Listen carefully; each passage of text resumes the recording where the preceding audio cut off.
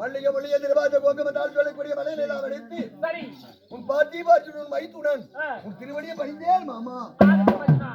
என்னுடைய பாதத்தை விடுதபடியால் எந்த ஒரு குறையும் இல்லாம சுகத்தோடு வாழ்ந்திருப்பார். சரி இருந்தாலும் இதெல்லாம் என்னப்பா கோலம் இது?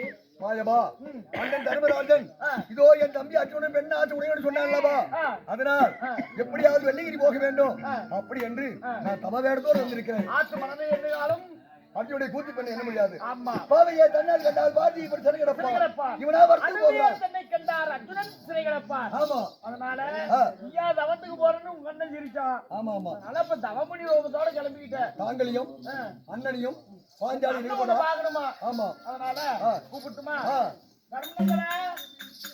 ஆமா ஆமா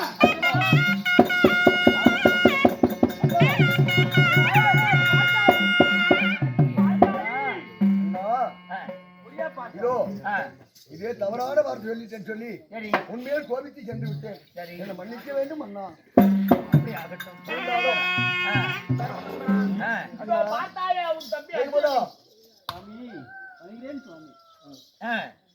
ஆமா சிவபெருமானை கோரி கடூரமான தவம் செய்ய இப்பொழுது தவத்திற்கு போகும் ரூபத்தோடு வந்திருக்கிறார்.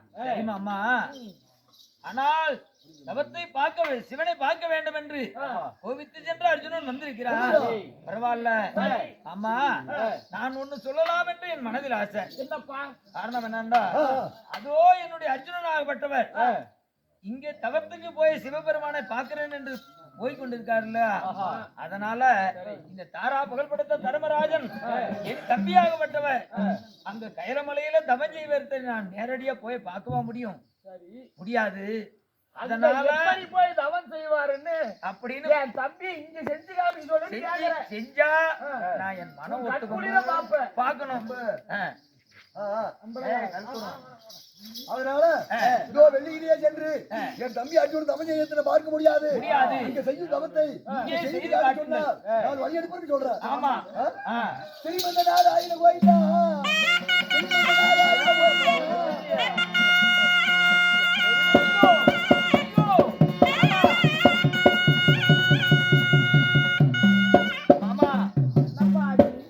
அர்ஜுனனை பார்க்க வேண்டும் என்று சொன்ன உடனே என் அர்ஜுனன் ஆகப்பட்ட வலது கால் தூக்கி வைத்து அதோ கடூரமான யாகம் செய்வது போல காட்சி தருகிறார்.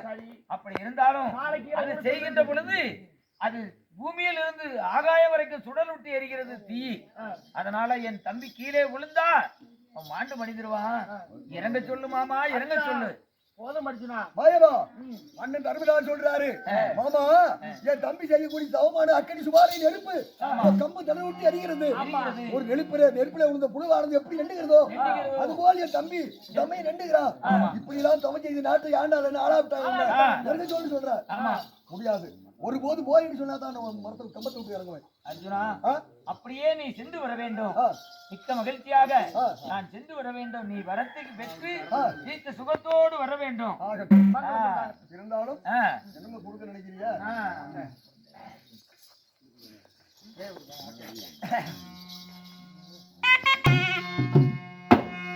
மாமா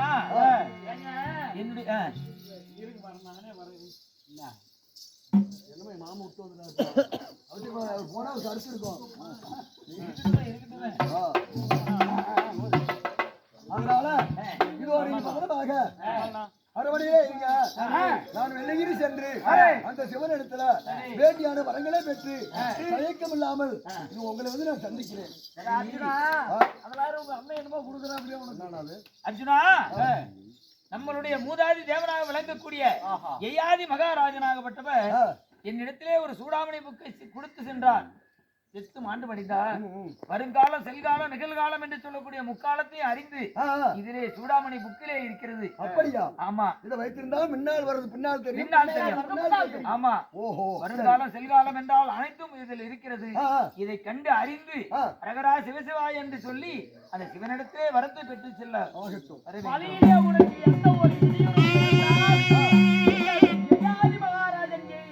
சூடாமணி முகத்தை படித்தால் அதற்கு தக்க விதை கிடைக்கும். அப்படியாகட்டும் மாமா. அப்படியே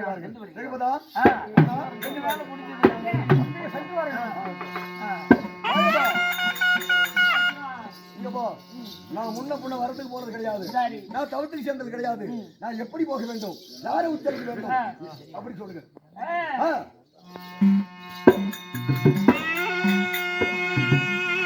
அரகர சிவனே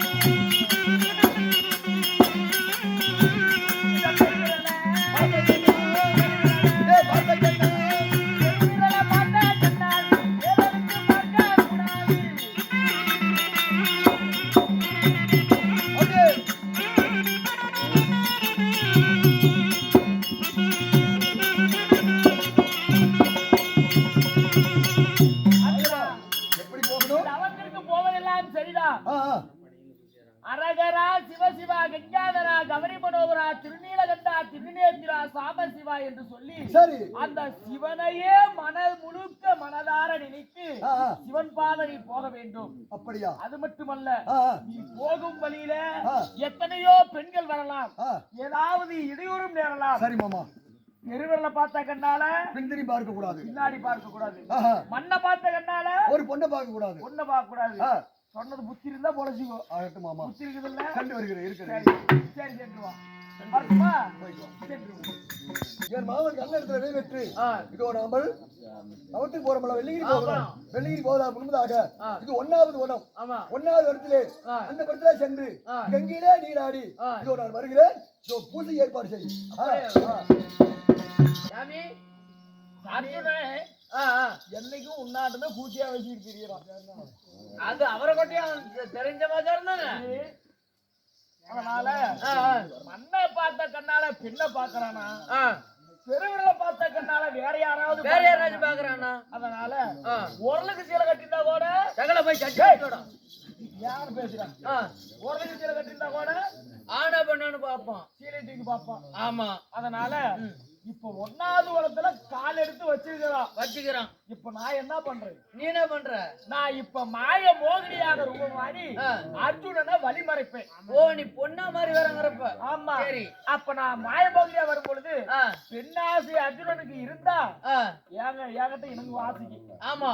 இல்லன்னா தவத்துக்கு போவான் கண்டிப்பா. இப்ப நான் எப்படி வரேன்? மோகினியாக.